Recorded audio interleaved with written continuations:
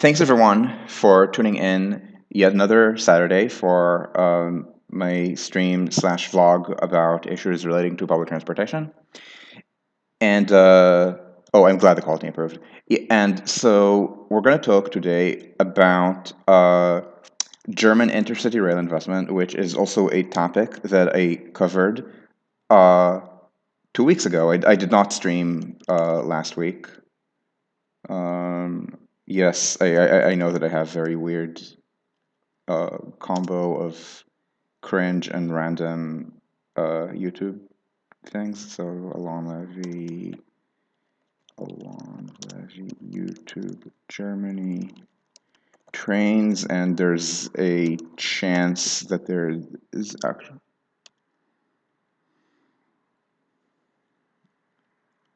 You know something? It's possible that I. No, not this. It's possible that I blogged the thing.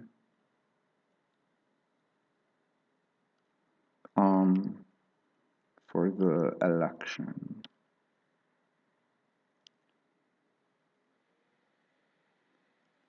Okay, I guess I didn't. Uh, so I'm gonna post my so I'm just posting my thing. My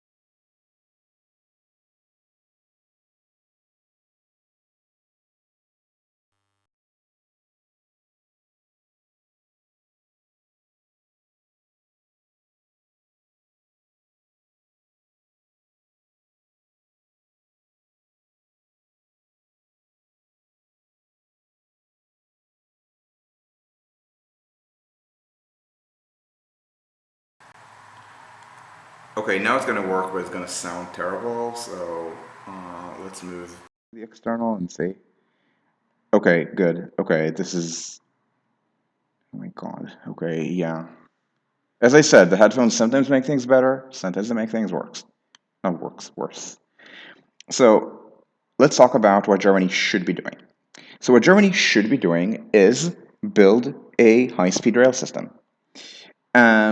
And this is a system that needs to connect all of the major cities of the country.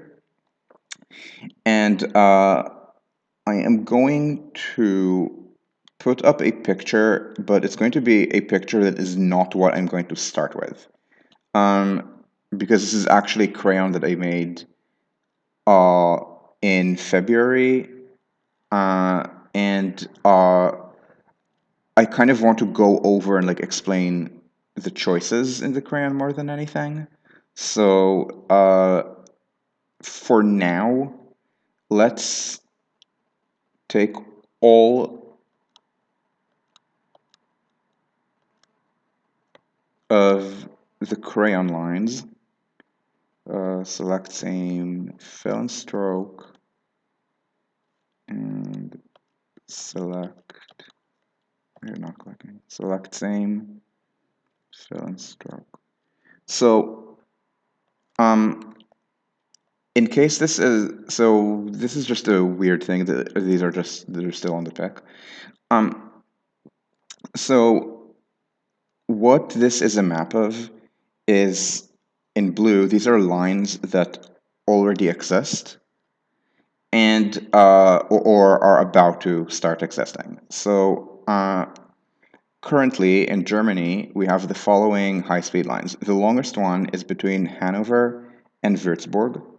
This is a line of 320 something kilometers. and it's, I think, also the oldest line. So it was built to lower standards. Trains run at 250 kilometers an hour. They could run at 270, and this is, I believe, also a mixed line with freight. So it was built. So you might notice something that about the cities here. Um, None of these is a very large city. Hanover is the largest. It's a metro area of about 1 million people. So it doesn't go to Hamburg. It doesn't go to Bremen. Uh, it wouldn't have gone to Berlin anyway because it was in the 1980s, so Cold War. It doesn't go to Frankfurt. Uh, it does not go to Mannheim, Stuttgart, Nuremberg, or Munich. So why does it exist? The answer is it is not obvious on this map, but the route of the line is very close to the inner German border, to the historic inner German border. And this historic inner German border cut across some of the few existing north-south lines in Germany. You can maybe see some of them on the map. But in general, something important about German railway history is that, let me find you a German Confederation map. Let's say 1848 might be a good anchor. Uh, so an important thing, yeah, I don't cover this. I cover the map of the states. And what I'm going to pretend was okay here. Um, okay, so this is going to move west. So let's put my head on this side now. Yeah, it's not exactly no, it's not that all railroads rail to Berlin. It's actually very different from what Germany actually was. No, it's something different. So, um, this is Prussia. Um, if you're wondering about this part, this was also Prussia. It was just not technically within the German Confederation until 51, as mentioned on this map. And just some weird Holy Roman Empire relics. And this is Hanover, but Hanover was annexed by Prussia. So the point is that within Germany, the dominant state, Prussia, stretches east to west. Because so the origin of Prussia is the city of Brandenburg, which is about here, Brandenburg on the Havel, and its capital, of course, Berlin. They moved it in the, I think, 15th century, maybe 16th. And so they had, and then they became like Brandenburg, and they started expanding mostly east. So they took over Prussia, a little bit west, so Magdeburg, uh, and somehow they had so all of these had non-contiguous lands. For example, this little bit was in Bavaria, and somehow the non-contiguous lands that Brandenburg slash Prussia held around here maybe turned into control of the over the entire Rhineland almost.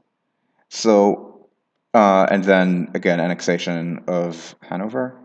So the point is that Prussia has an east-west extent. This is really important in German rail history because the railroads were built by the German states. There were international connections.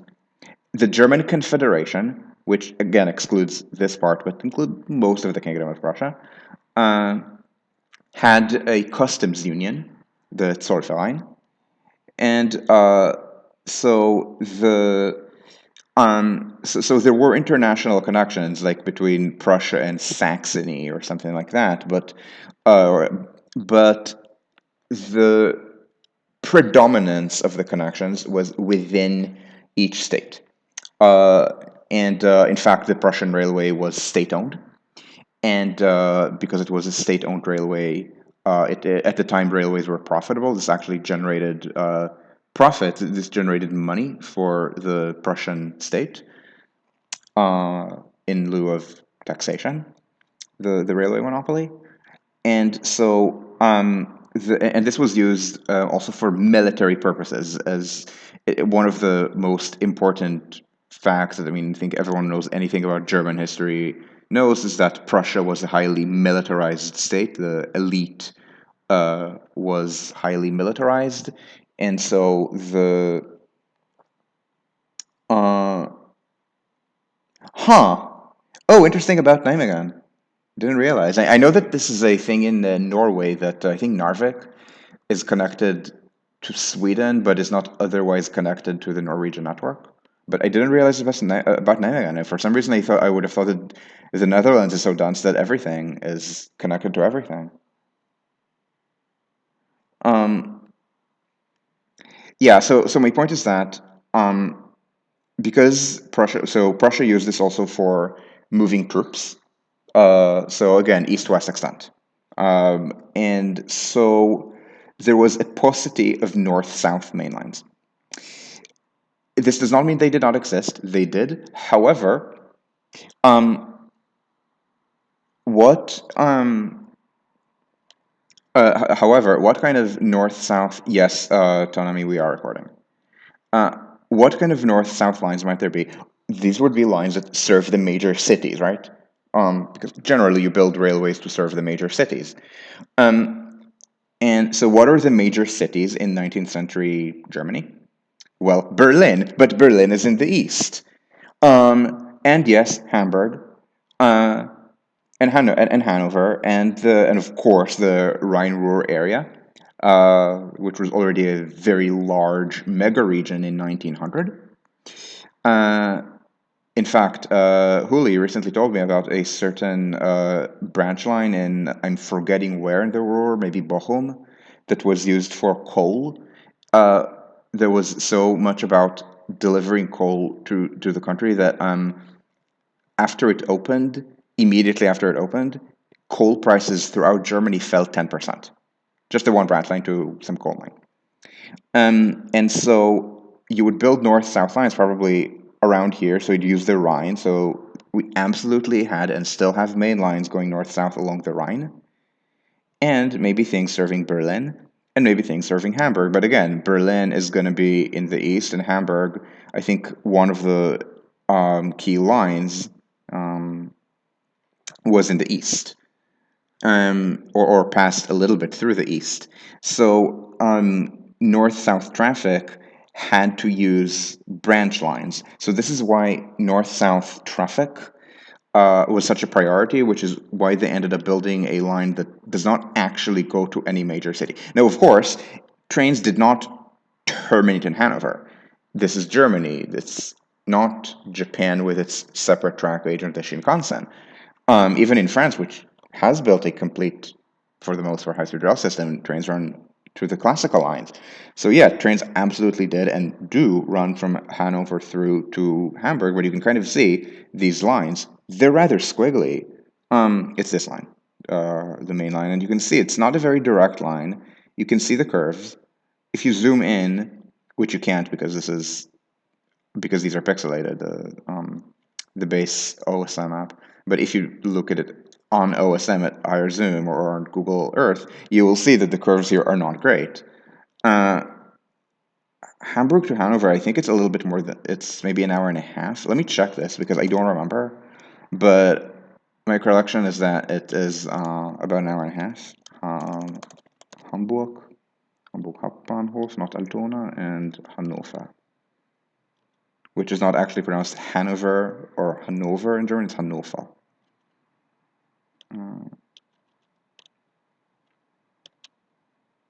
Suchan. Okay, it's an hour 19, an hour 14, the fastest. This is not that slow, and this is kind of the thing in Germany. We have a lot of these trains that are not that slow, and as a result, there's little impetus to speed them up. So there's kind of a 130, 140 kilometers an hour average speed is good enough. How long is this line? Hamburg, Hanover Railway. So it's an hour 14 fastest train once every hour. 353. Oh my god, are you gonna give me While you're doing this, so this is 10 kilometers. Okay, so it's 170 kilometers and it's an hour 14. So again, this is not a slow line. This is 138 kilometers an hour average speed, which is one of the faster non-high speed lines in the world. Um, it is probably comparable with the main lines in Britain, which are heavily upgraded because, like Germany, Britain decided not to build high-speed rail in the 1980s, but to upgrade existing main lines. It's about as fast as the fastest lines in Sweden, so from Stockholm to Gothenburg and to Malmö. Um, so it's so again, this is not America, uh, and so so this line, it could be improved substantially, but it's not like it's a very slow line. So yeah, trains could run through, and then you would and then the trains on the new line go from Hanover to Würzburg, and then from Würzburg, and then here they can just branch the lines to the south to Frankfurt, where Fulda to Frankfurt is not especially quick. Würzburg to Nuremberg, ditto. Um, oh, hi, Huli. I was just talking about what you told me before about the Essen coal mine line. So we have this line. That's again the longest. Then we have, so this is a system that's mostly under construction. So Mannheim to Stuttgart exists. It's again a 280 line that is only run at 250. And it's actually really important to speed up this line because right now, Mannheim to Stuttgart is a little bit more than half an hour. Mannheim, Stuttgart. I believe it's 34 minutes, 35 minutes. Okay, this says 37. I believe it's maybe 35 in the Deutschlandtakt. Okay, so I'm seeing a bunch of 37, and for some reason the takt is not perfect, which distresses me. Um, it's really important to speed it up to 30 minutes. Some of it is going to already happen because of Stuttgart 21. It's going to speed up the approach to Stuttgart, but only by a little bit. And this also needs to be run at 280, which is fine, by the way. I mean, the curves are much wider than this. I think the curve. I think so. I don't know to what extent it's needed as a freight line, but I think the curves on this line. I mean, I know that on Hanover, so on Hanover to Würzburg, the curves because of the sharing with freight, which also drove up the cost of the line. The curves are 5.1 kilometers. France runs 300 kilometers an hour on 4 kilometers. So in practice, these are a 300 kilometer an hour line. And that might actually be necessary to do just less than half an hour because then you have timed connections at both Mannheim and Stuttgart. And then these connections, this is Stuttgart to Ulm, which is under construction. And this is connection down the Rhine line to Basel, which will not be quite high speed, will be medium speed. And then they decide to build a high speed line from Munich to Nuremberg, but not all the way. So originally, trains from Munich to Nuremberg went via Augsburg like this. There was no historic line direct between Ingolstadt and Nuremberg. The trains would squiggle this way. So they decided to build direct from Munich to Nuremberg by building just from Ingolstadt to Nuremberg. And then Munich to Ingolstadt is still slow. I think making it fast is already on the official plan, but it's not under construction or anything. Then they built Berlin to Wolfsburg. This is part of a Berlin to Hanover line. This is actually a Western line from the Cold War. The idea was that in the 1980s there was this inter-German agreement about building a connection between West Berlin and West Germany using this line with no stops in the east, of course. And this is why they chose this route for it as opposed to the more southerly route through Potsdam, Brandenburg, which is not depicted on this map, uh, Magdeburg, and also Braunschweig, which is a western city. And then the wall fell and they built this along this route and not along this route. I believe there were riots in Magdeburg. Magdeburg probably is going to end up being the largest city in Germany that does not have that is not directly on a high-speed line as a result when everything is built out as it should be. Uh, Berlin Hamburg, you might see by the squiggles, this is actually a classical line that has been very, very heavily upgraded. The uh, target speed there, which was actually achieved, was 90 minutes. They could do even a little bit less. Right now it's about 100 and something minutes, but this is a line that could run at an average speed of about 180, 190 with tilting trains on legacy track, just so very heavily upgraded. And then I think the last one that I haven't mentioned yet is current to Frankfurt, which is 300 kilometers an hour. It's a line that should be doing current to Frankfurt in an hour, but this being Germany, there's always something that makes it take a little bit more, although the line can do it in an hour, I think. Definitely the newer trains can, the Velauer Novo. It's just that because of shortages of rolling stock, we ended up getting rather crummy trains and then designing schedules based on crummy trains. And uh, at this point, because with deterioration, I think you can do an hour, maybe from Köln to the airport, or maybe Deutsch to Frankfurt. I'm not sure, but not Köln to Frankfurt, and that is terrible. But again, it is fixable. So these are the lines that exist. So let's talk about what they need to build.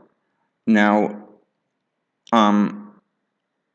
you might notice that what I did before was just hide things using arrangement, like putting things above other things in Inkscape. So if I just put this at the end, you will see everything. So let's talk for a sec about what needs to happen. So Berlin to Halle and to Leipzig, this gap between Bamberg and Nuremberg, and Ingolstadt to München, these need to be plugged. Because and this is something that I wish people in Europe understood better. There's this mentality, which I think comes from too much airline brain. People think in terms of competition with airlines, and people think in terms of target times and like a magic number. Like here in Germany, the idea is that the magic number is 4 hours. If the trains take 4 hours, then they can compete with planes. So based on that mentality, it is the most important to get to 4 hours or maybe a little bit less, and then no more. Then move on to the next line. And in France, it's the same mentality, but instead of 4 hours, they think it's 3 hours. This is a terrible idea. And I wish that there were some kind of thesis that someone wrote about this. This would be, I think, a very good thesis project, probably a master's and not a PhD, about demand for high-speed rail by speed. So there are published papers about this. This is not going to be completely new, but something that collates all of them combined would be a really good thesis idea. And here's the issue. The issue is that if you have a magic number, that is a number where, let's say, your model split is 50% or a little bit more than 50%.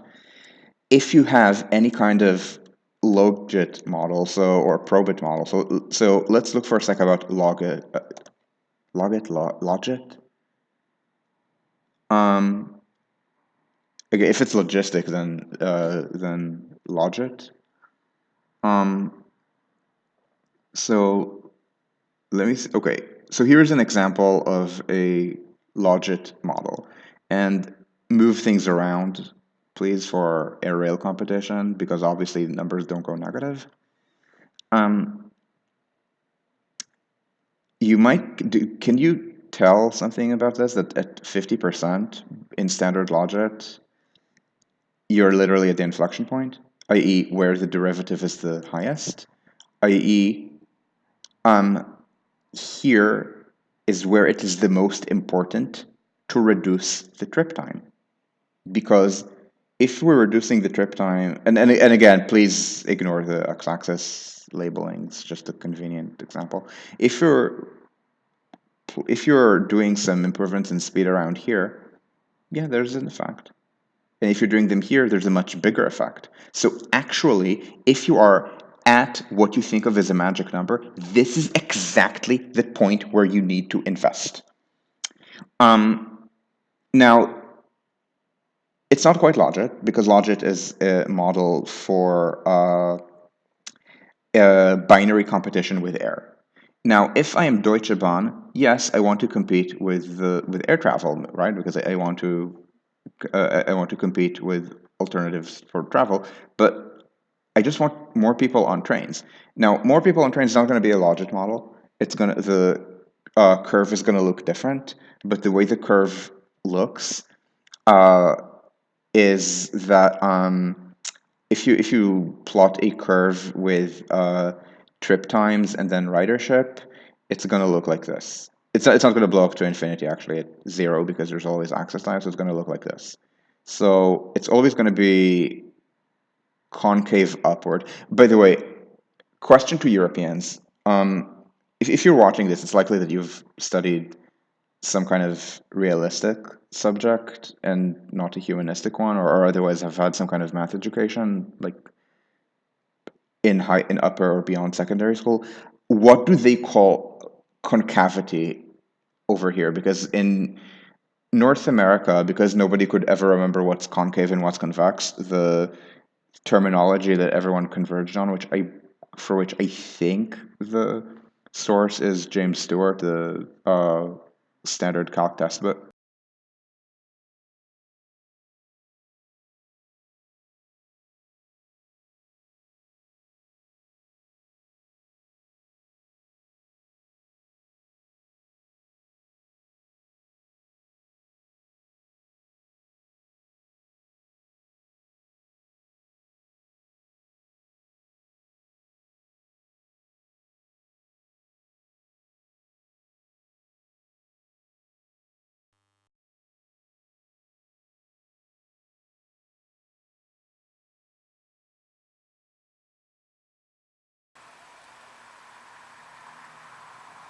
Oh, you used Stuart as well in the Netherlands? I mean, I did in Singapore, but Singapore has a very has a not very but rather Americanized. Singapore has a rather Americanized uni system. Interesting, because so my point is that they use the expression concave upward and concave downward, so you don't need to remember which is which. So this is concave up, this is concave down. The graph of trip time on ridership is strictly concave up. So you get more ridership going from 6 hours to 4 hours, which is what the investments in Berlin, Munich, not this one, which is older, but this one did, and you're getting more ridership from this, but you're getting even more extra ridership if you go from 4 to 2. Now, I don't think you could do Berlin Munich in 2. That's a Chinese speed with stations that are well outside city centers, even in the big cities, very few stops. But can you do 2.5 hours? I think you can. 3 hours is easy. This was the original target before they did. So you could kind of say there's this detour. The idea was to go north-south via Leipzig and go via, I never remember if Gela or Jena, and then cross the mountains into Nuremberg here. This did not happen because Thuringia insisted on service to its capital, and therefore we have the detour. The main problem is not the detour. The main problem is that this is a much thicker part of the mountains, so more tunnels. So they couldn't extend this line all the way to Nuremberg. And this is why it's 4 hours, not 3. So 3 hours is eminently doable if they make these fast. So this, even more importantly, this, I think this is the slowest part of the line. Berlin to Leipzig, Berlin to Halle are actually rather fast. And than this, this is already planned just as high cost because of standards that presume freight trains will run on this. They have no need to. So this is really important to do. So let me see how whether there's a hack that I can use for it. Yeah, there is. Uh, Pretend you did not see this.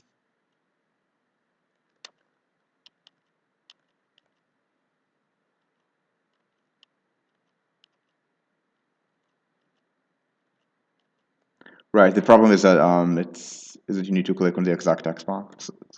So do this, and oh god, it's gonna happen every time, isn't it? Again, it's a total hack coming from the fact that I can't easily click on these. So let's also make this go to an hour and a half, which is again the original intended frequency and not frequency speed. And some of these you could probably support better with higher frequency because if the rest of the system is built, for example, from Berlin to Leipzig, Berlin to Dresden, then you can support higher frequency in Berlin to Hamburg, maybe. So this is 45 minutes Berlin to Leipzig, I think. This is an aggressive timetable, Berlin to Leipzig, this way. Let me see if I have a so this is not the map that I'm going to support, mostly because this segment does not really need to be there. So let's try to figure out how long it is between Berlin and Leipzig on this alignment. It's not going to be that much shorter than the existing line, which is rather straight and rather fast for a legacy line. It's one of the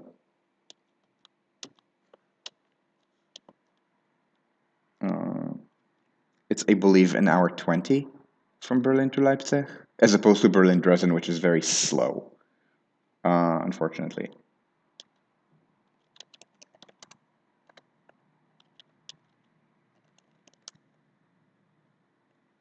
Leipzig Hauptbahnhof, Berlin Hauptbahnhof. Aktualisieren. Yeah, it's no, not even an hour 20, it's an hour 12. Again, this is a fast line. So probably about 100. So this looks like 175 maybe if you branch like this. And doing that, and actually more than that, in about in an hour 12, an hour 14, that is fine. That is not a bad speed. This is to Halle. So it is 162 to Halle, and the line, and what's and where do trains branch off? Okay, Bitterfeld. They branch off to Leipzig, and it's 131.6. 100 Bitterfeld here. This is the thing, and now Leipzig. Yeah, it's 164.4, and this is so again. This is a fast line for a line that is not high speed, 137. I've been there. It's an easy day trip. So this is a speed up where, and this is where people think there's diminishing returns. So here's the thing: the line is an hour 12. Making this fully high speed can cut that to maybe 45 minutes, and again, something that's probably 170 kilometers. This is fast. This is TGV speed, which is fine. Berlin is a rather easy approach because Hauptbahnhof is a new station. So you have a couple kilometers of 100 up until Südkreuz, then 160, and then you can go nuts. So this is actually a really easy approach. And then this is an area. I'm going to do this on Google Earth just because it's easier to show what is happening here. This is an area where there's no urban development because essentially all of the suburbs are either incorporated into Berlin or adjacent to it, like Teltow.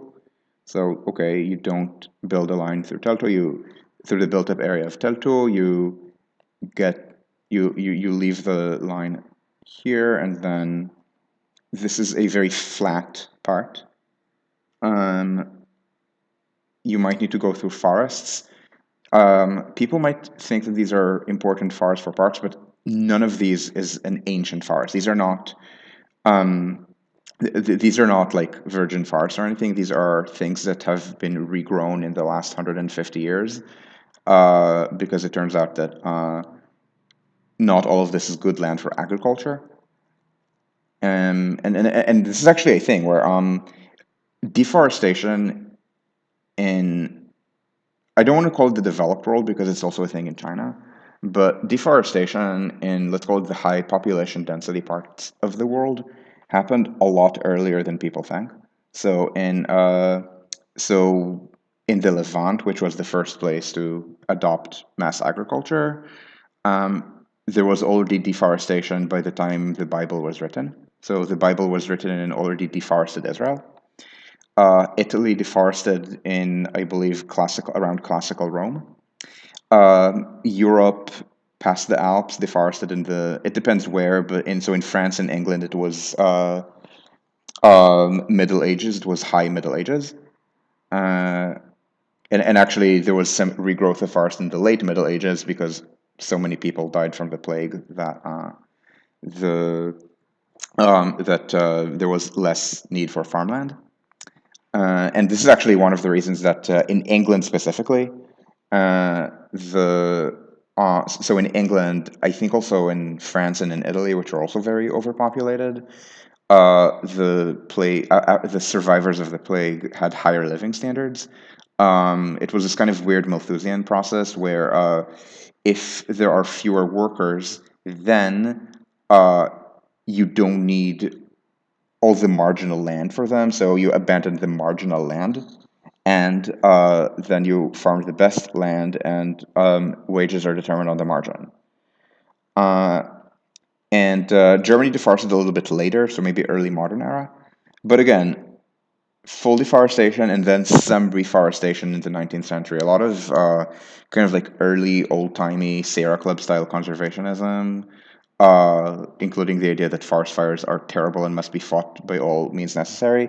That's actually a German forest management idea from the 19th century because here in Germany, we indeed don't need fire for forest management. This is not necessarily true outside Northern Europe. And this was actually really poorly implemented in North America, where fire is important for ecology. But at any rate, so the point is, these are not things with objectively high environmental conservation value. Um, Land values are basically zero. This is why they reforested this. You can very easily avoid populated areas. This is a flat plain. This is really important that this is a flat plain because it means that you can more easily go around obstacles. These can be real obstacles, like maybe a very complex, like maybe there's a town, maybe there's one like annoying hill somewhere, maybe maybe it is a political obstacle, like in one town people are throwing a fit, so you can just detour around them so long as you know that they're throwing a fit in advance. If it's in advanced design and then they're throwing a fit, then it's a problem. By the way, this is the reason why it's important to limit public comment period to something reasonable, because you need to know in advance where you're getting problems. Um, at any rate, this is not going to be hard to build for all of these reasons. It's going to be very cheap to build. No tunnels will be necessary, whereas German high-speed lines always have tunnels. Even in rather flat areas, the plan, as I mentioned in the previous video 2 weeks ago, between Hannover and Bielefeld. So this is also plain, but there are these annoying hills, and for some reason the plan is to just go through them with lots of tunneling, which I think is also a matter of German standards uh, being freight friendly. So Germany pretends that all of the high speed lines almost will also carry freight because of some annoying way to cheat on the cost benefit calculation. These lines mostly don't actually carry freight. Um, But even these little hills, these are just a thing. This is kind of like an outgrowth here. You can kind of see that these do not exist here. So easy to build. This is really important because it means that, yes, this is a fast line. Remember, average speed Berlin to Leipzig today is 137 kilometers an hour. Berlin to Halle is even more because Halle is on the high speed line. Um, or rather, it's the terminus of the high speed line in practice. So taking this from about an hour to about 30 minutes, and then Berlin to Leipzig from an hour 12 to about 45 minutes, that is doable. Um, you're only saving about half an hour, maybe even a little bit less, because this is already a fast line because it's not very curvy. Why is it not very curvy, the existing lines with this one? Because this is a very flat area. The people who built the old railways didn't build curves that slow down the trains because they're sadistic, right? They built curves that slow down the trains because of terrain and construction difficulties. This is the North German plain. What terrain? So this is not a perfectly flat line or anything, a perfectly straight line or anything, but you can squeeze speed out of it. That's fine. Um, so the lower construction costs have lower benefits in trip times. However, um, the low construction costs kind of dominate. I mean, yeah, you're saving half an hour. You're saving half an hour with not a lot of spending because this is about 160 kilometers of new construction, which can be done at very low cost because no tunnels are necessary, no complex environmental engineering. This is 3 billion euros, and that's going to save you half an hour. That's not a bad thing. I mean, the original line was 10 billion, so from Halle all the way to Bamberg, and that cut 2 hours. So you're doing a little bit worse on cost per minute cut, but don't forget that concavity. You're getting more benefit out of saving half an hour when the trains are fast than when the trains are slow. The diminishing returns issue is that it's harder to save that half an hour uh, because you're doing the because you're doing the parts that are easier, so maybe they're lower cost, but also they are already faster. This is a long thing, Berlin to Halle, like this red thing. This is 100, again, it's about 160, 170 kilometers. Um, this is, so cutting only half an hour from this is really weird. This is a segment that's barely longer and that cut 2 hours because this is a really mountainous and curvy segment. So actually the benefit, so actually the benefit cost ratio should be good on this because of that concavity. Um, And then here, so Bamberg to Nuremberg and Ingolstadt to München, these are areas that are not like this at all. So these are so they're not flat, but they're also not fast. So it actually kind of cancels out. Like the only place where you're seeing a big difference based on terrain in terms of how speeding things up affects the cost benefit, like has a cost benefit ratio. So you're only seeing big differences by terrain Borner, I'll get here in a sec. Um, you're only seeing big differences by terrain if it's an urban terrain. Why? Because mountains are very slow and also expensive to speed up. Flat plains, like Berlin Leipzig, are fast, but cheap to speed up, and it turns out that the cost per minute saved is actually pretty similar. Cities are very different because in cities, um, usually you don't have an absolutely terrible approach. If you do, you have problems. And you probably want to tunnel a little bit of that, and then, yeah, good luck. But usually the urban approaches are not going to be downright awful because in places with truly awful terrain, it's not common for there to be a city. Or if there is another thing that can happen is that the city will already have been built out before the railway, so they had to build a tunnel there anyway. So in New York, for example, the approaches are not that awful because they had to tunnel them anyway to get to Manhattan. Um, so let's look at Berlin actually, which is a really special example because Berlin not so you can see that this is a rather trash approach to the Stadtbahn. Um, And some trains use this approach in order to hit to go from Spandau to Hauptbahnhof and then to Ostbahnhof because there's a rail yard here.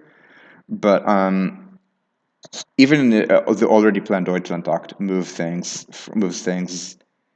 Maybe not all of them, but at least Berlin to Köln, which is what I rode. It moves it from where I took it, which is this route from the Stadtbahn. It moves it to the faster route, which is the north-south main line. This is called the north-south main line to Hauptbahnhof. It's 4 tracks and highly, highly undercrowded. There are only, I believe, 6 trains an hour through these 4 tracks in each direction.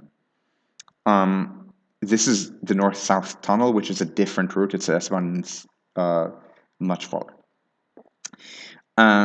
So this is an approach that, as you can see, is rather fast. It's 100 kilometers an hour for a couple kilometers, and then immediately goes up to 160. This is not bad. This is actually a pretty nice approach. So this is something that's not terribly slow. And even if it were slower, it would only be a couple kilometers of slowdown.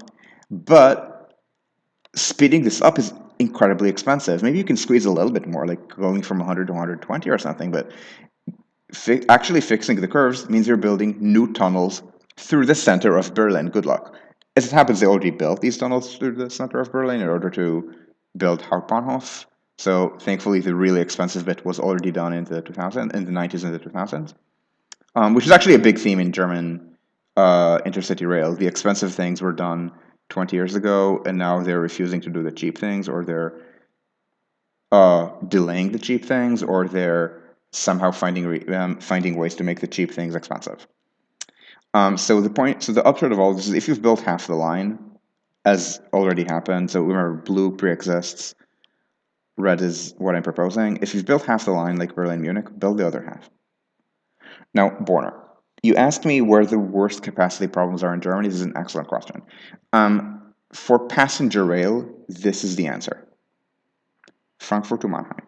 This is, in fact, the second. So this is what?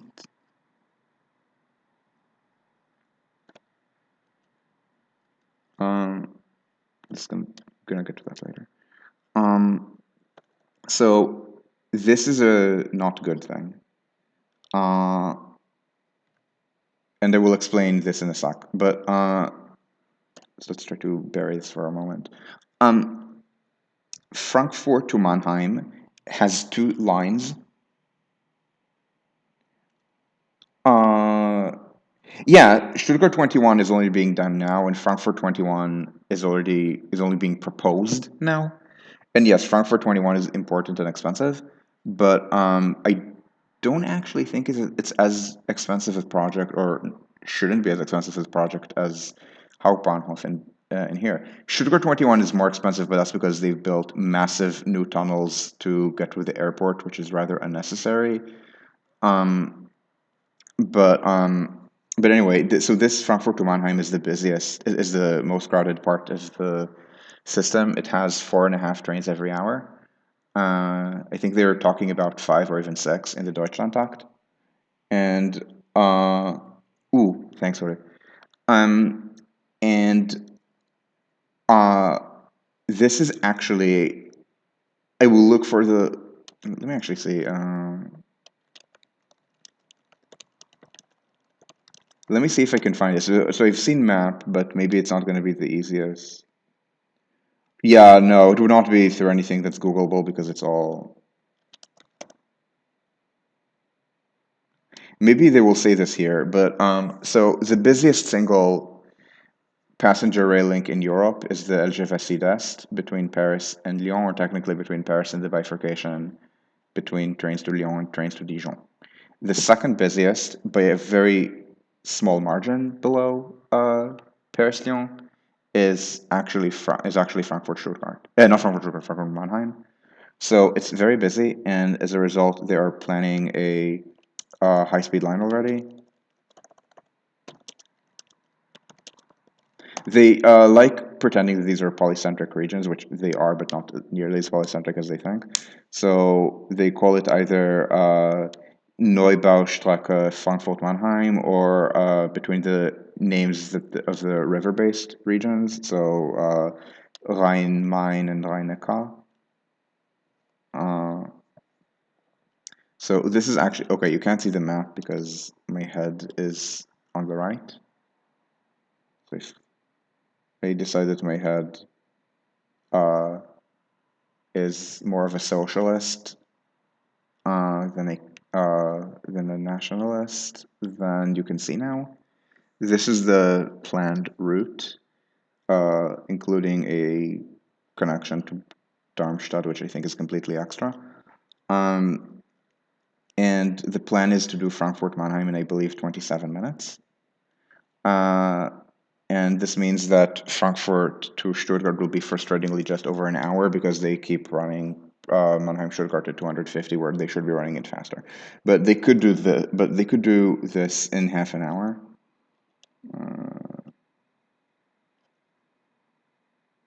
It's gonna be the. Oh right, I can't actually.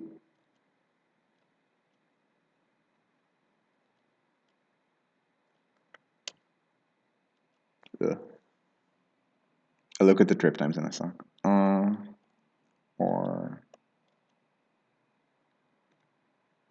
this. So Frankfurt to Stuttgart should be doable in an hour. And this means that if you're doing half-hourly knots, you can do them at Frankfurt and Mannheim and Stuttgart. Um, is this a legacy of the north-south problems? I'm not sure because the Rhine actually did have north-south main lines. In fact, I think that the right bank of the Frankfurt to Köln is also a line that was relieving a capacity crunch from the Rhine line. So the Rhine has four tracks: two on the left bank, two on the right bank. And I think it is something that Huli told me recently that the two right bank lines might actually be the busiest freight lines in Germany.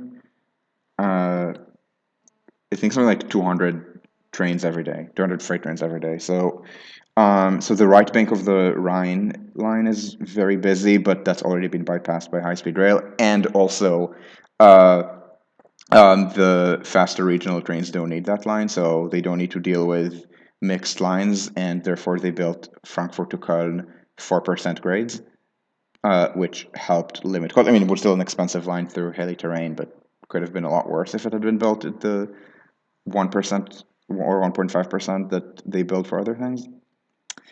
Um, so this is another really important thing they should be doing for capacity.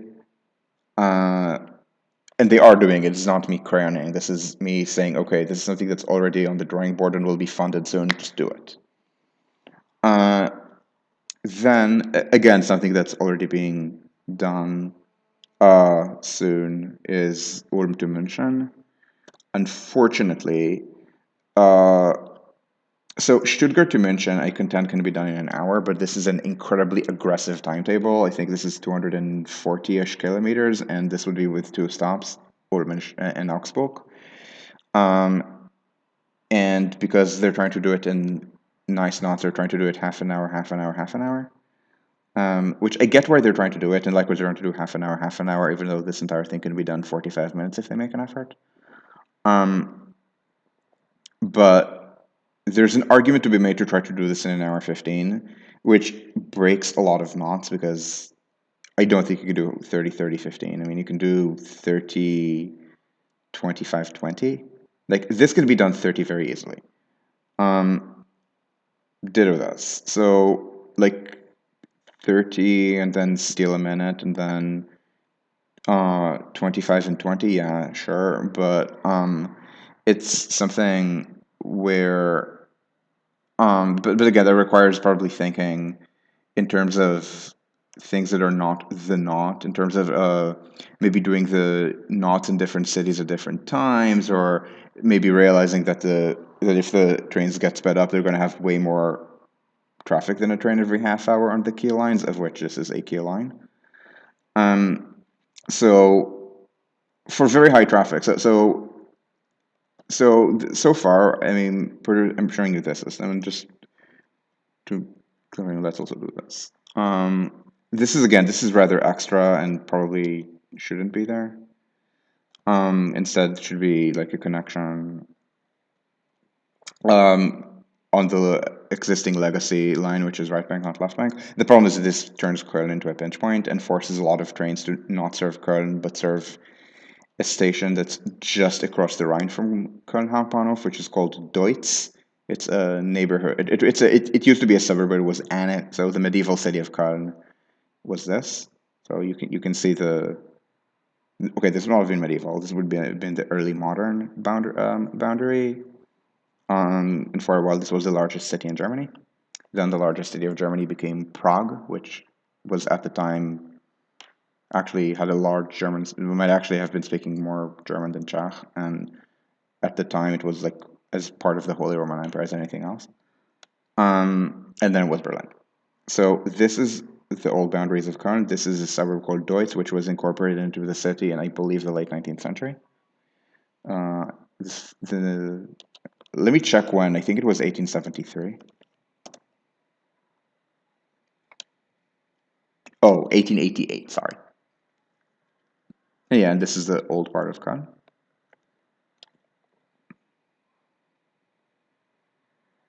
And now let's see if they are going to show me a map of things in this, just so I can show you the European-wide bottlenecks. The Germany-wide ones are different, and I will definitely look for them after this is done and post them in the description. So if you're watching this on YouTube, you will see the description German of the German bottlenecks. God. Eurostat has this annoying problem, which is that its reports are not very readable. You may think this is a stereotype of the European Union. You are correct.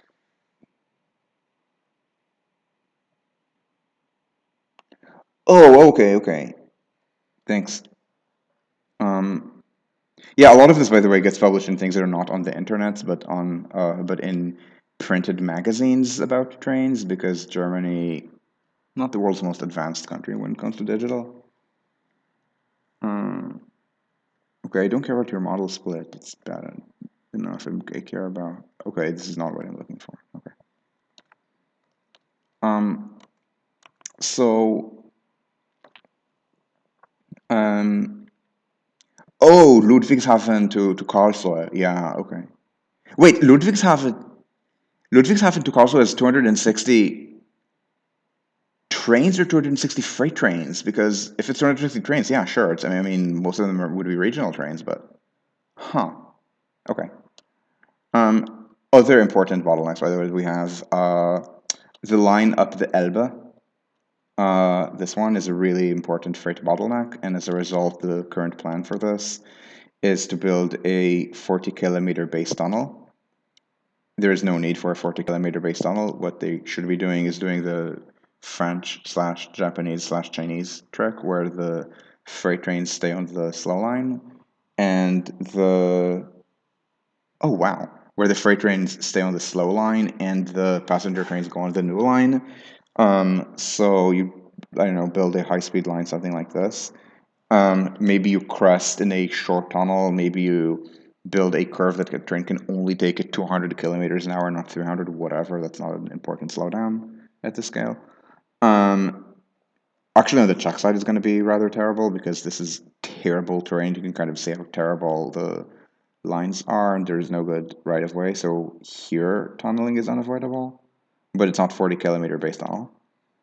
Um, and with so this is what they should be doing. And instead, they're trying to do this base tunnel because they want the base tunnel to also be used for freight instead of saying, okay, all the fast passenger trains are going to go on the new line. Yes, it means that Pirna and Bad Schandau only get slow trains, whatever, and then spam freight here. This is a double track line.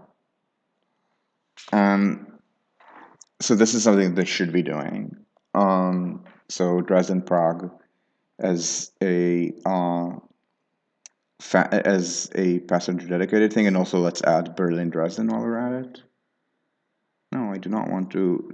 Okay, so let's also front Berlin Warsaw, which is a slightly more complicated thing because Berlin Warsaw. So you see all of these feed the north south main line, the way I'm drawing. this is deliberate.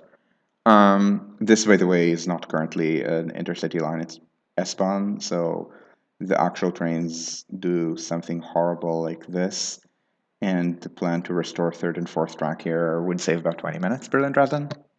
Berlin-Dresden, as I said, is slow. So this is something that's urban, but because it's within right of way, it shouldn't be too expensive relative to the saving. This same deal as Berlin-Leipzig. Um, so 45 minutes is aggressive, but I think doable. Trains would do Hauptbahnhof, Südkreuz, Dresden, nothing in between. And then move on.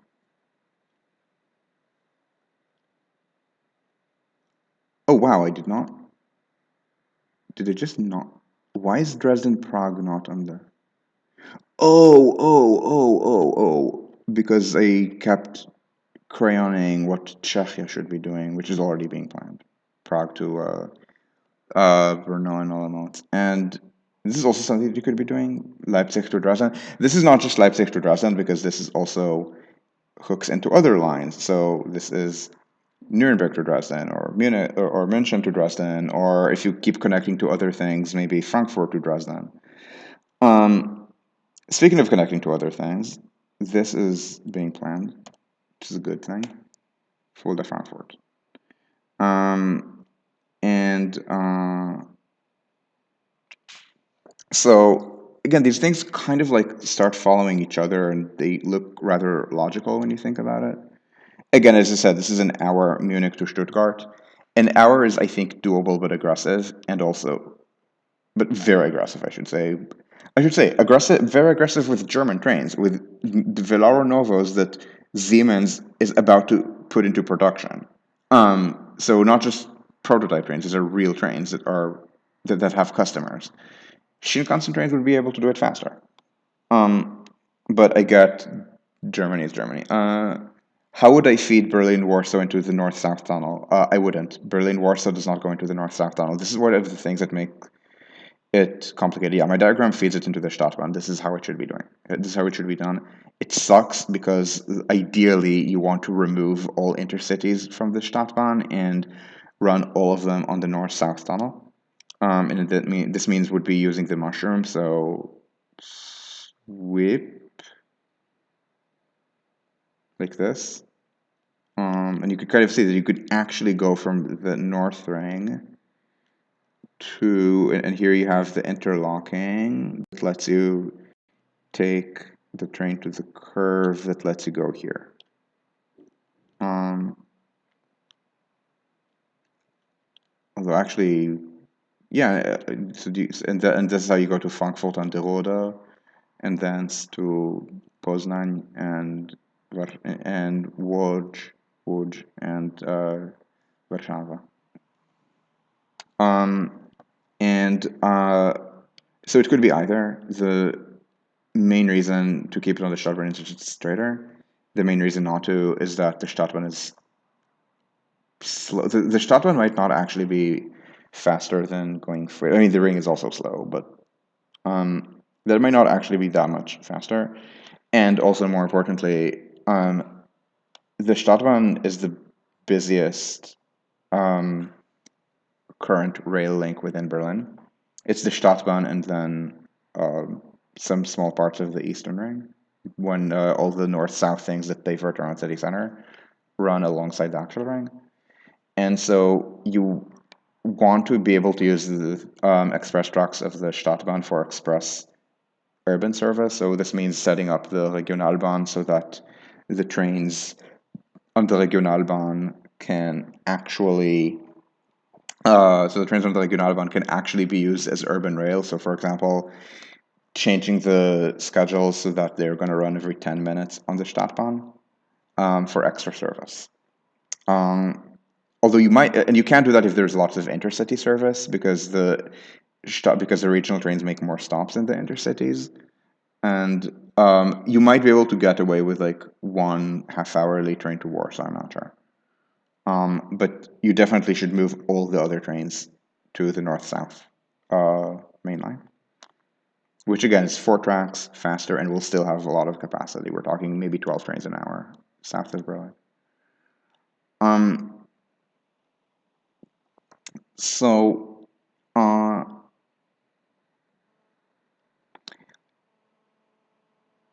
with this, and then there's Berlin to Frankfurt, which again is something that's already being planned. I'm not inventing anything. Um, and um, so this way, and again, as I said, there's this annoying little thing here that, boy, I should not put the page up. It's something weird. This is a weird thing that I drew, probably an error, as a way to let, as a way of letting trains from the south enter Frankfurt from the east.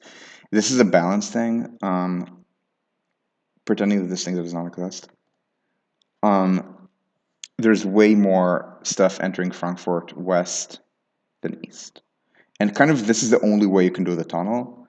And what this means is that you can't, if you do it this way, then you can't run through trains that go Köln, Frankfurt, Mannheim.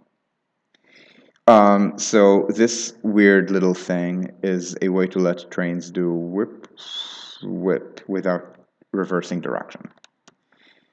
Here's an argument why this should not be built. The argument is that if this is built, then it's not going to be very fast. It's going to be it might not be any faster than just changing direction. I mean, pinching at Frankfurt is already being done. It takes 4 minutes. Leipzig, same thing. And this is going to make the schedule more fragile because the trains here effectively reverse branch. The problem, so if you do it this way, then the alternative, if you want to stay straight, which you probably want to stay straight for a bunch of things, is you skip Frankfurt. You just run Köln, Frankfurt Flughafen, and then direct to Mannheim and then Stuttgart, which is already what is being done. This is really annoying on frequency grounds, but remember, we're talking about massive expansion of service. On the eve of Corona, Deutsche Bahn expected intercity ridership in Germany to triple by the mid 2030s. And this was, I believe, before the big changes, just on the eve of Corona. So there was a noticeable increase in intercity rail ridership in Germany just before Corona, and a noticeable decrease in domestic flying in what is called the Greta effect. Domestic flying fell 12% in 4 months because of just changes in consumer behavior following the big climate protest of 2 years ago. And so large increases in ridership are completely reasonable to expect, especially with changes in environmental regulations. Remember, so some of the environmental legislation following the Fridays for Future protest was already anticipated that there would be a carbon tax, but but after the protest, SPD demanded a much bigger carbon tax, and Merkel gave it to them. It was very popular. It still is very popular. And now we're going to have a government almost certainly without CDU. Now, we're not going to have red, red, green, which would have maybe even a higher carbon tax. FDP is climate denialist when it suits it to be climate denialist. But that is still going to be a mostly forward policy on climate. I bring all this up because this means I bring all this up because this means, let's redo it this way. This, by the way, should connect. Just there's a little bit of thing. So the point is that with such an increase in ridership, it's okay to do these annoying frequency breaking things. Okay, so instead you're not going to have a train every 5 minutes between Köln Hauptbahnhof and Frankfurt Hauptbahnhof, or every 7 minutes. You're going to get only a train every 10 minutes. Who cares? 10 minutes is fine for a trip that's 1 hour long.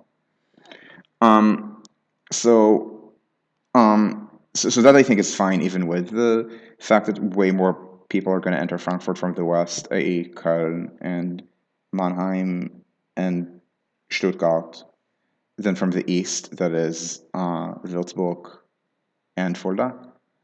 And because we expect such big increase in ridership, we can even add a little more. So This is Würzburg to Stuttgart. Doing it in half an hour is possible. Incredibly aggressive, by the way.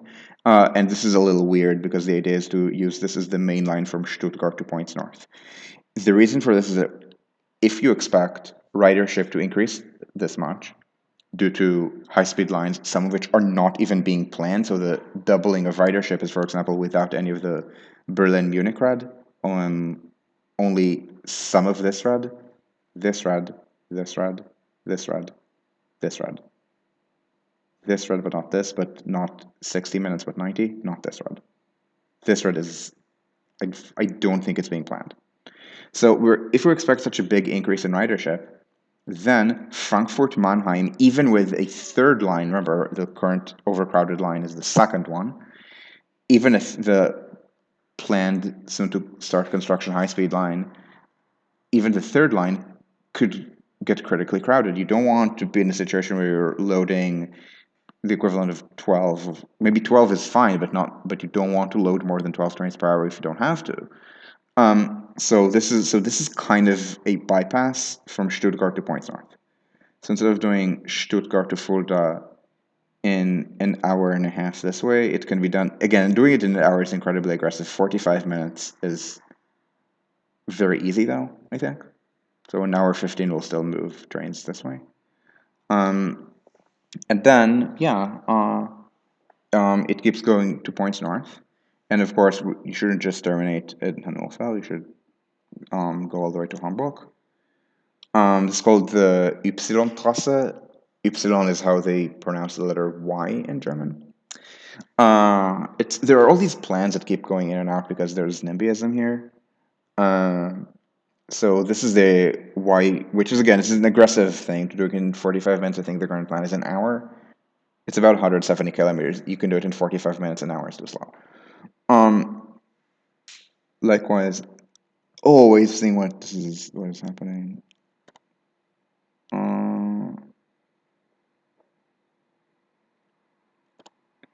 Right. So the way I drew the main line is that it's a main line that goes all the way here. What? Okay, so Berlin Hanover in 60 minutes is aggressive as hell. 75 minutes more doable. Hanover to Bielefeld, assuming, of course, that counterfactually that Bielefeld exists, is half an hour. Bielefeld to Dortmund, also half an hour. There are certain annoying technical advocates in Germany who believe this is impossible because they think that all trains have the performance characteristics of trains from 30 years ago. Velar Novo can do it. Remember, the Shinkansen, which has better performance characteristics but lower top speed, does such a thing. I mean, slightly longer, so you subtract full speed running from the top thing in about 27. So this is perfectly doable. Then this. This is a weird thing, the way I drew it to Amsterdam. This is, again, it's me trying to be clever and avoid direction changes. This should be done to Aachen. Blue is the Belgian high-speed rail network. If high speed is what you call something that does Brussels Liège at a lower average speed than our faster non-high speed lines, like not even Berlin Hamburg, even things like Berlin Leipzig and Berlin Dresden. And where am I? Right. So this is, by the way, if you're wondering, HH is the German, is Hansestadt Hamburg. HB is Hansestadt Bremen. So actually, if you just see a bare H in Germany, it means Hannover. When it's one letter, this is actually real. This is actually the real abbreviations that are being used in Germany. So B is Berlin, L is Leipzig. But I didn't want to do things that are too inscrutable, so Han, not H. So I'm gonna see what else I forgot to do. Right. So there's Munich to Vienna, which is really an Austrian thing, and the way I drew it, it's without a tunnel through Munich. A tunnel through Munich would be nice, but it's at the edge of Germany. It's not that important to do it in Munich 21. this is one of these really aggressive things that um, you might want to do in an hour instead of 45 minutes for Frankfurt, Paris in 2:45 and not 2:30. But the importance of Paris is such that you might want to try to do it anyway. To go for Frankfurt, Paris in 2.5 hours. This pre-exists if France and Germany care, which they don't, but they should straighten this to shave a couple minutes from Paris to Saarland, to Saarbrücken, and then also Paris to much of Germany. Uh, Now there are always things you can add. So I know Herbert in my comment section on my blog keeps talking about the Nuremberg to Prague line because with the low speed lines, if you think about low speed upgrades, doing this is actually not a terrible idea. It's just that once you're doing high speed, Nuremberg is too slow. It's not too slow, it's too small. And then for anything beyond Nuremberg, like I mean, in Frankfurt, you can do this. You don't need to do this. München maybe could do this. I'm not sure.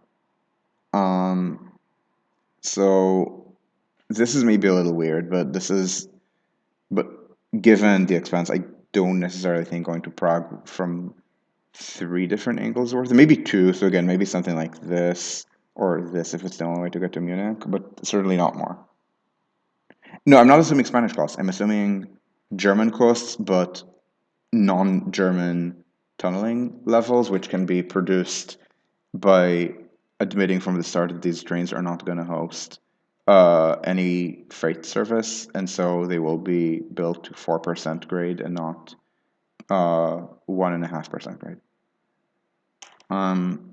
It's not an assumption of Spanish costs, and even at German. So honestly, a lot of our problems at this point are not high construction costs, even though that is also a problem, but leakage. So stuff is being spent. So leakage means that there's this uh, high speed the things that are in the intercity rail plan that are just regional improvements.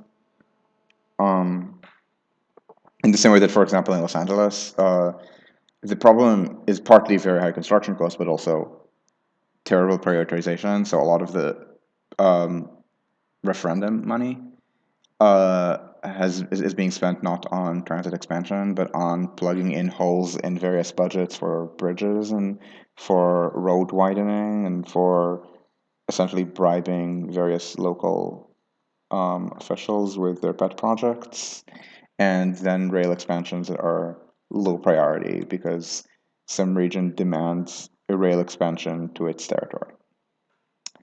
Um, so that is leakage, and we have a lot of leakage in our plan, unfortunately, and also high costs. But what they should be doing is something like this. Um, Again, there are parts of it that are just me being very aggressive, like Würzburg to Stuttgart is probably the most extra part of this. It's just that I'm genuinely worried this gets too crowded. This certainly gets very crowded. Like this is like especially if you do all the connections with the Netherlands. Maybe not this exact one, but something that I know gets out of Dortmund, not Dortmund, out of Duisburg. Something probably the Köln one is not bad, to be honest.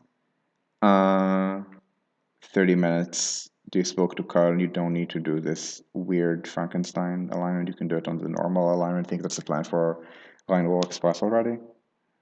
Um, it just, again, pinches because there's just very little demand this way.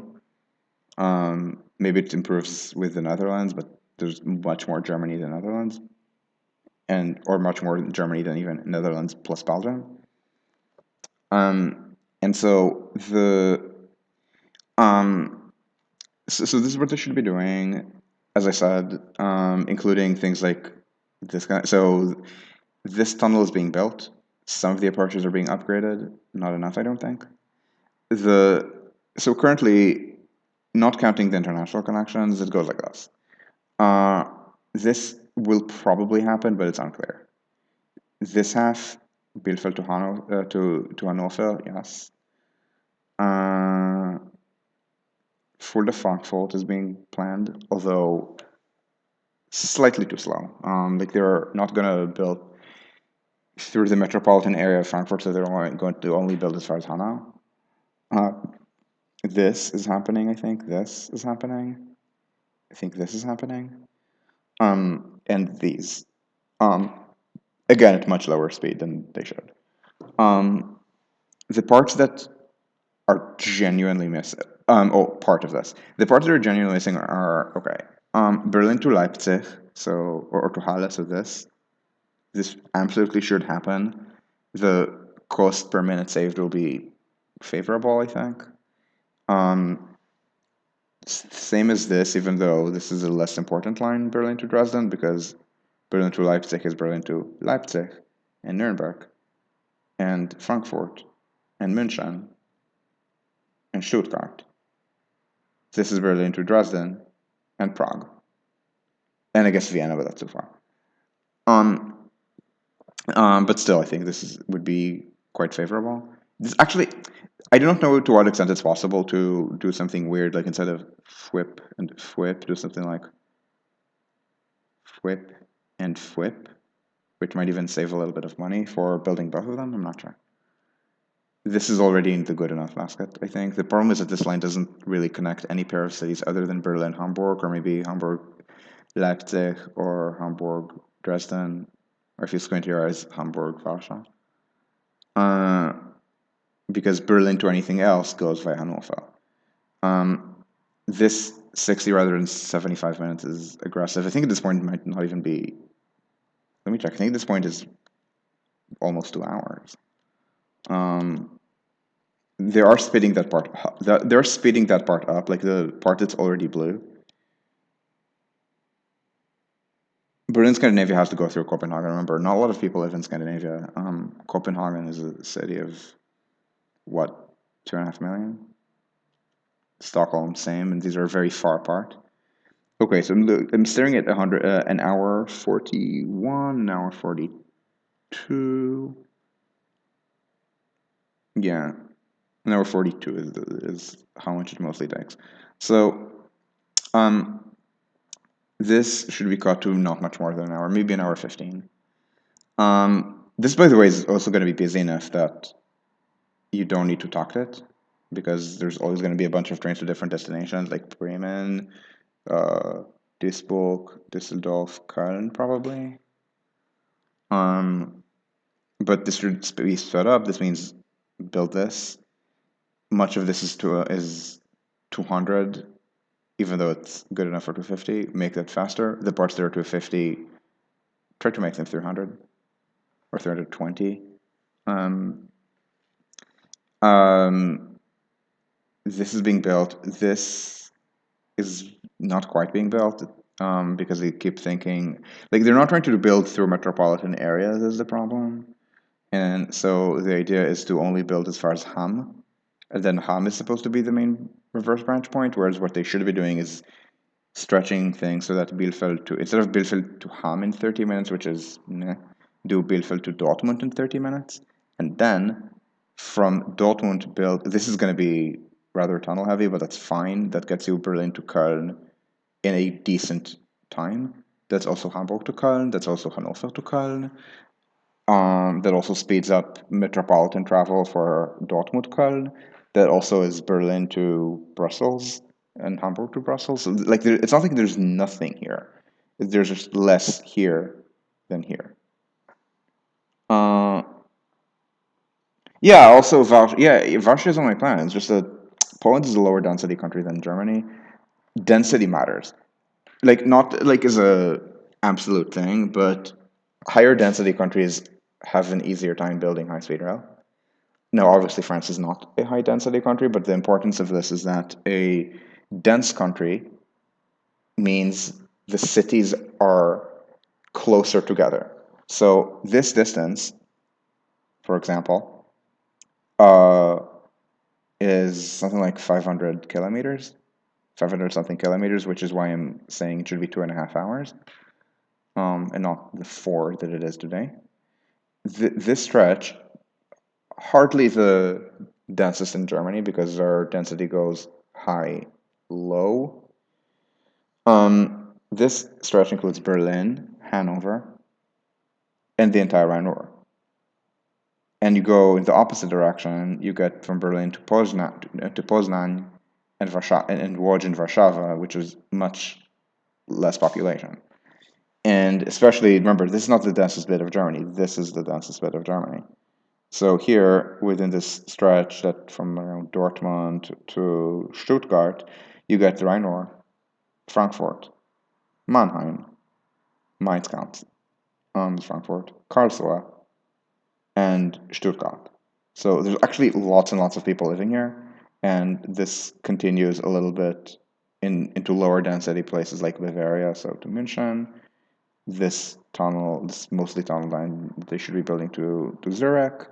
There's extension to Basel, and the opposite direction, the Netherlands. I mean, fewer people live there than here, but the Netherlands is not like the Maldives, right? Like it's a country with like a large population. Um, yeah, also about kicking peace out.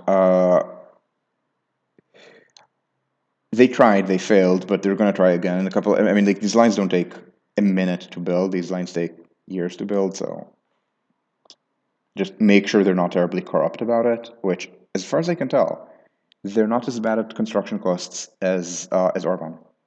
Um, like they're trying to be because a lot of what they're doing is they're using Ukrainian and Belarusian laborers, and there's kind of like this mentality that oh they're easy to integrate because they're not Muslim and it's the same culture. Well, the government of Poland right now is claiming that labor migration from Belarus is a Russian conspiracy to destabilize Poland.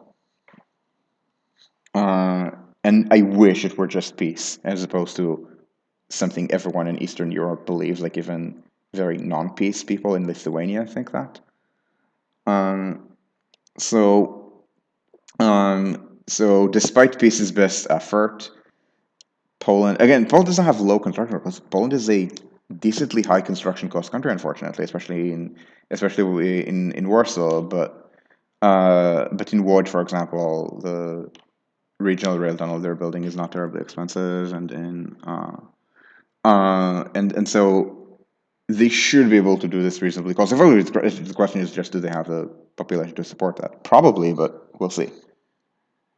Yeah, it's another piece is much weaker than Orban. Um, although they are. It's that there is that peace specifically is constrained by one thing, and that one thing is that they're terrified of Russia. Um, which is how Orban is disloyal to NATO and the EU. Peace is disloyal to the EU and will specifically do things just to annoy the EU. But first of all, they cannot pull exit because they are worried about the foreign policy implications. Uh, and second, um, they're actually loyal NATO allies because they're terrified of Putin. They're terrified of Russia. Um, and so there are things that they will not do. So that's a big, I think, constraint on Peace's ability to act. Although also I think they like also have not been able to uh, take control of the media as much as Orban has. Um, but also Orban has done much more pissing from the springboard of the poll than Peace has. Um, so anyway, the point is, uh, all of these can be built. The ones that are not on anyone's radar but should be, I think this is not. This is not, unfortunately. This is not. This is not. This is not. This is not. I think they sacrificed the Bremen connection, which is bad. Not sorry. The Bremen connection is good. The sacrifice that they sacrificed it is bad. This is on nobody's radar, which is terrible. Um, so this is what they should be doing. And again, the cost is, I mean, a couple tens of billions of euros, but over 15 years, that's not a lot of money. I mean, they're spending a comparable amount of money on parts of this, plus lower importance regional lines that they think are more moral because police interest. Um, So I think I'm going to stop here and I'm going to ask if there are any questions, and I'm going to also try to end this by 8, unless there's like a big concern. So are there any questions?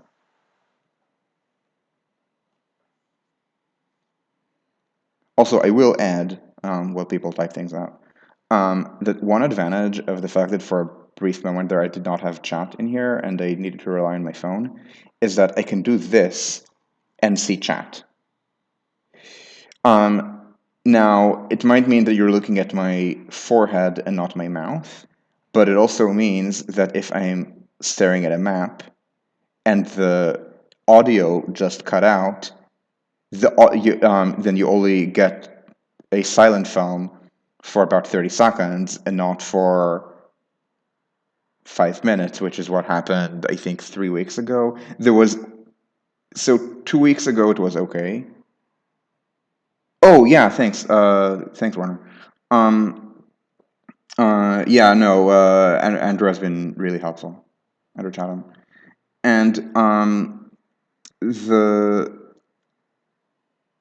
so my point is that, like, I think 3 weeks ago it was that for about 5 minutes I spoke and the audio was silent and it was just looking at different maps, and so I ended up not uploading, and I think I instead blogged it. Something about how to connect high-speed rail with the original rail. Um, does polycentricity require different operating strategies for more linear countries like France, Japan, and Korea? Okay. Um, yes, the answer is yes. Uh, I will also I kind of want to reject the assumption that Korea is especially linear, but I get that Jola is genuinely small, like less urbanized than Gyeongsang. Fuck the military regime. Fuck their supporters. Fuck Park Geun-hye. Um, but at any rate, um, so in uh, Germany, the fact that there is no Paris means something important, which is that you can't have. So it means that construction in the early parts of phasing would be slower, which is indeed what happened. France, which is kind of weird. I mean, you think about it. In the 1980s, we had remember the first high-speed line. This was built in the 1980s, so technically we had about as much high-speed rail in the late 90s, not in the late 90s, and at a specific point in the 80s as France did, but it also connected to not much. But it's very clear that in the early part of the network, so 80s and 90s, we built much less we than France did, because France could build between Paris and Lyon and accrete from there. So it required much less coordination and allowed for much more experimentation, which was important because high-speed rail at the time, at the time the decision was made in France in the 1970s, did not exist in any country that France would deign to learn from. France very weakly learned from Japan, but always with a lot of indigenization, some of which ended up being good, like the construction cost cuts that were being done for the LGVC dust. Um, some of which were terrible, like the rolling stock is rather trash, or the penchant for direct service at the expense of frequency and at the expense of time transfers. The the rather airline-like mentality of service operations as the system progressed into the 90s, but again heavily modded. But in Europe, there was like a little bit in Italy that nobody paid attention to, and it was not extended until much later, between I think Rome and Florence. I think. So early, yes, early. This means that it's harder to build because you can't just take two cities and build between them. Now, it's not completely accurate because in Germany they could absolutely build Frankfurt Köln, for example, but Frankfurt Köln is short, so the benefit over the Rhine line maybe is not as big. So you probably want something that's long And West Germany was a rather was a rather linear country because Rhine War, Frankfurt, Mannheim, Stuttgart, Munich. Remember, Berlin was not part of the country. I mean, West Berlin was, but it was not even enfranchised because they would have voted for they did vote for the wrong party. And yeah, Hamburg was the largest city, but was kind of far away. So they absolutely could build something like this, but they need to hit a lot of cities, and they would have had frequency problems if they tried to do bypasses and service too. So it was early on slower. It's just that once the early system is built, completing it is not any harder. In fact, I think it's easier here because France at this point is hitting diminishing returns because it's going to smaller and smaller cities now that Bordeaux has been connected. The only million plus city, unless you come from Nantes, maybe, and not really. The only thing beyond that is Toulouse. And I mean, sure, that's a sizable city, but it's also a lower density part of a country that's already not very high density. Whereas here, we can have a much denser network. And yes, it's not because of population, it's because of high population density. But the fact there are so many cities turn around means you can just always find something to connect to. So does that answer your question? By the way, in an American context, there's less. The cities in America are larger but more dispersed. But there are also more of them because America is just a large country, and this means that outside the Northeast corridor, it's the same thing: hard to start but easier to continue. So in the Midwest, for example, you can sort of scrounge Chicago to Detroit and Cleveland, but once that exists, it's much easier to build extensions. Once you have a more mature network, then not really. It's more important to have time interchanges, but this is also something that's equally true in France. They just don't care, to be honest. Like, I mean, France needs to have timed connections at Lyon-Pardieu and at Marseille Saint-Charles. They just don't care for that. Uh, so in that sense, Germany's kind of skipping this the phase, or rather, not doing or like delaying the phase of going to a more mature network, but it's doing the things that it should be doing for a more mature network, i.e., investing in regional connections. It's just kind of moralizing against fast intercity trains because fast is only for like boring business travelers who hate the environment or something. And real environmental martyrs ride the trains overnight. Remember, the German Greens have a proposal for a Europe-wide network of night trains rather than for a Europe-wide investment to allow for day trains.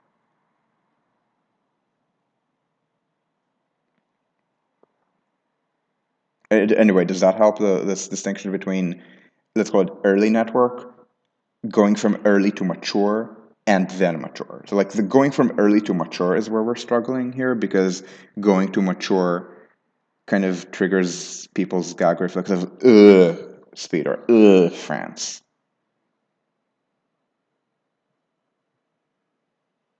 And also because railways here are kind of more traditional than in the United States, where they were just got wiped. So in America too, there's this problem of boomer rail fans who want everything to be 1960, but they're more, I think, self-evidently ridiculous, the NARP people, than the people here who keep working on things. Like, I mean, it's 1960s tech that's being perfected with PZB and LZB, which is also why Germany resists TTCS level 2. The fact that LZB is, for many applications, good enough, it's just not interoperable.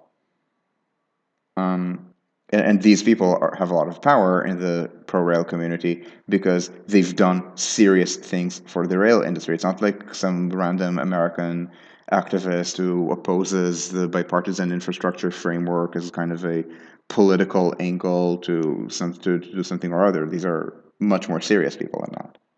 But they're also very staid,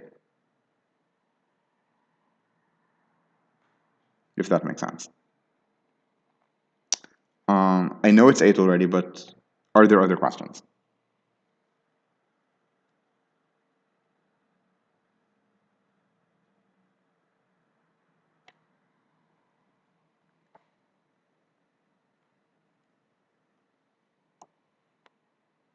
Oh, awesome. So I'm going to do a one last call for questions and then stop this. If there's no question, then we get as usually they give people, like, I don't know. So I thought it would be 800, but no, let's try to shoot 802, 805 for actual stopping the recording.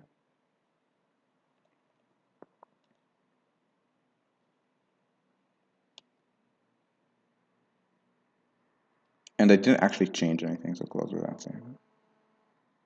Wait, what is FLO? Oh, that's a flex train. Right, that's a thing.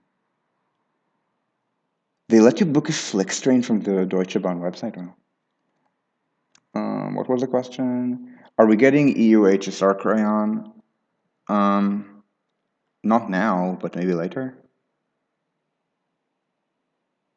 Uh, Again, not now, but maybe later. I will think about it.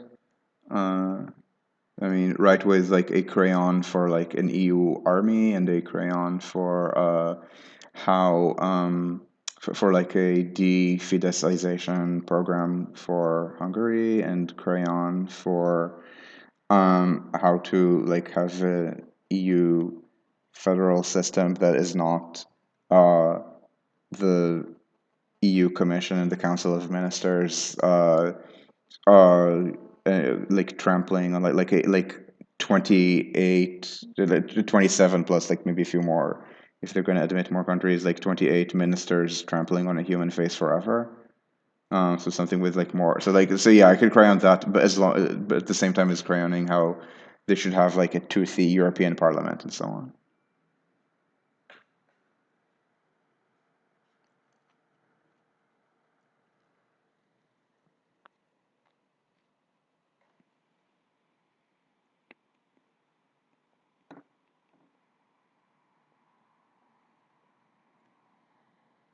Are there any other questions, by the way? Like, if you see me rambling about the EU, you can just butt in with questions. That's fine.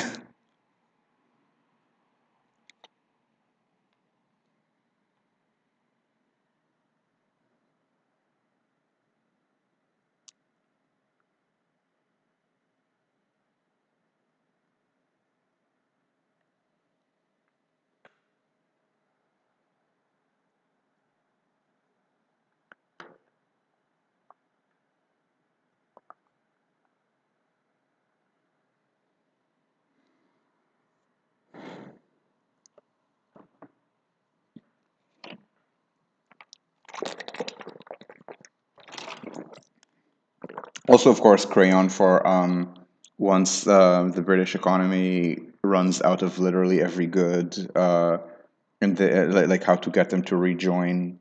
But I know you're a big. Um, I know you're very concerned, Warner, about like intercountry relationships within the UK. So maybe Republic of England, Republic of Scotland, Republic of Wales within the EU. How would I build high speed two? The answer is that I don't know because I could have answered that question better 5 years ago, but since then they've already done a lot of construction. So a lot of the gratuitous tunnels are already being built as we speak, and canceling them now is not going to save any of the money. Uh, I think that Chiltern's tunnel, which is completely gratuitous and is just there to appease some nincompoops who think that trains will ruin their views. I think so. I think that tunnel has, in fact, been holed through already. So, it's insane that they're talking about, I believe, 87 billion pounds, excluding rolling stock, for the system. But it can't be zeroed and restarted because much of the money has already been spent, and the stuff that's already been spent often tilts toward the more gratuitous parts.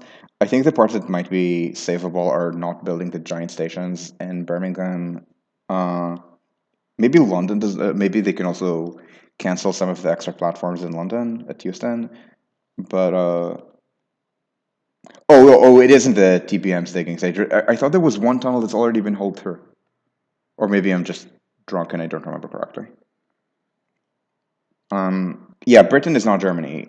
Britain has gratuitous tunneling, as do we, but Britain also has higher unit costs than we do, which is a problem that Britain might get, but too much like so in the same way that like we have here the kind of like state draft lands or to use to the 1960s or something or 70s. In Britain too, there's so much rail fanism that because this system is in some cases good enough that they just are incredibly aggressive when you tell them that there are things that they can learn from Germany or from France. It's a usual we can't. It's a usual. It's not exactly the same kind of excuse. Like look at all the differences and therefore I refuse to learn kind of excuse mongering.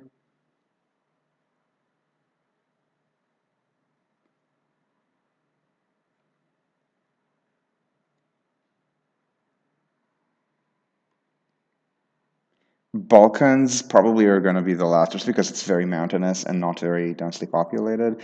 Um, because so um, let me see if I can eyeball it, or actually, let me see if I can do this.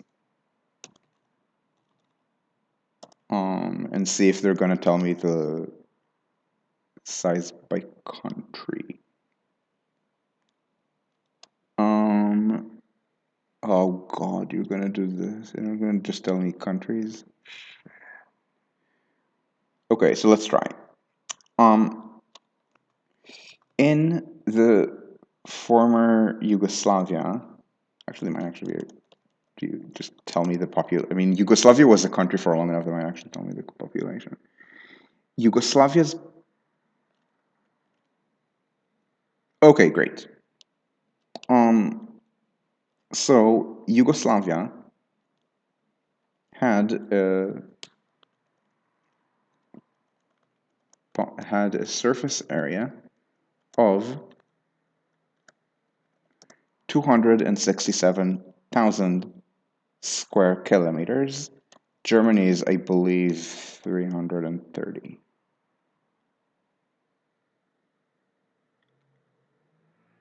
357. So this is an area with uh, almost with like so this is three quarters the size of Germany. Um, Germany has 84 million people, 83, 84 million people. Former Yugoslavia, 3, 4, 2, 1. This is going to cancel out with this extra. 2, 1/4. And remember, we have the North German plains, the North German plain, not plains. The Balkans have this.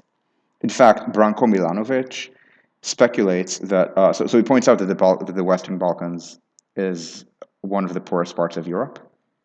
And he speculates that one of the reasons is this geography, because he points out that even in the Roman era, so in classical Rome, based on economic reconstruction, obviously the richest part was Italy because of the city. And outside Italy, the richest, I think, was Greece. Uh, and but you might expect that this would make Illyria in between on the wealthy side as well, but it wasn't. It was actually considerably poorer than both Greece and Italy. So this is just terrible geography for Ray. Like eventually, if everything else gets connected, then just for network completion purposes, it becomes attractive to just run a line from Ljubljana to Zagreb to Belgrade or something, but expect lots and lots and lots of tunneling. Yeah, Yugoslavia was 26 million 30 years ago, but it's Eastern Europe. Nobody has any children. And also, this being Eastern Europe, no immigration. Unless you're maybe the richest parts of Eastern Europe, like Czechia, Slovakia, and Poland, they get immigration from even poorer places, uh, which they hate every single moment of. But but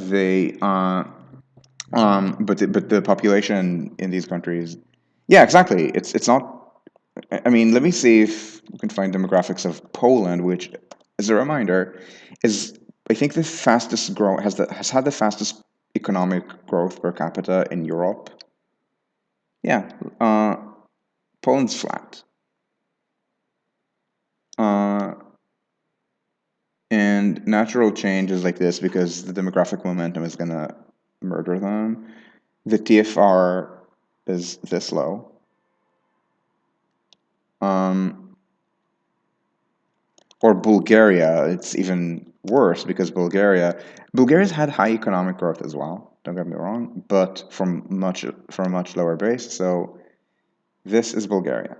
Used to be 9, they've just crossed 7. TFR, yeah, total TFR, total fertility rate.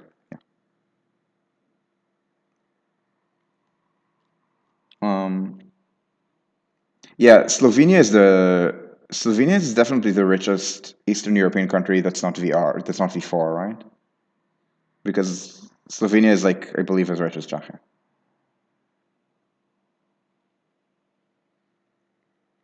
Um, anyway, are there any other questions?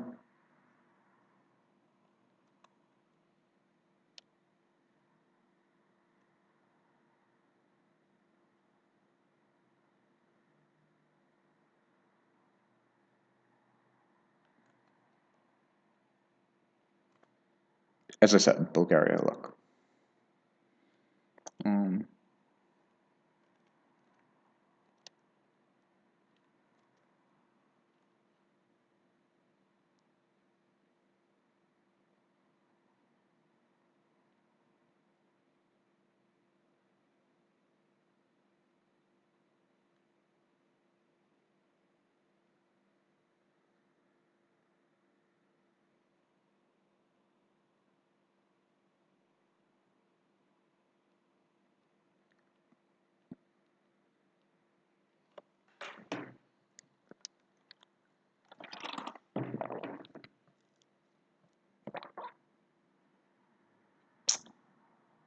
if there aren't any more questions, I think I can stop the recording. Any last call?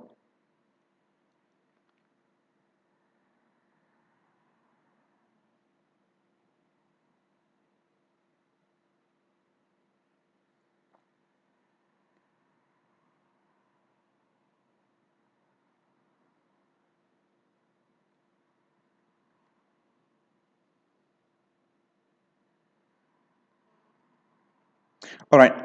Thanks for watching. Whether you're on Twitch or on YouTube, I will upload the um, things that I was talking about before with capacity and so on that I couldn't find on Google.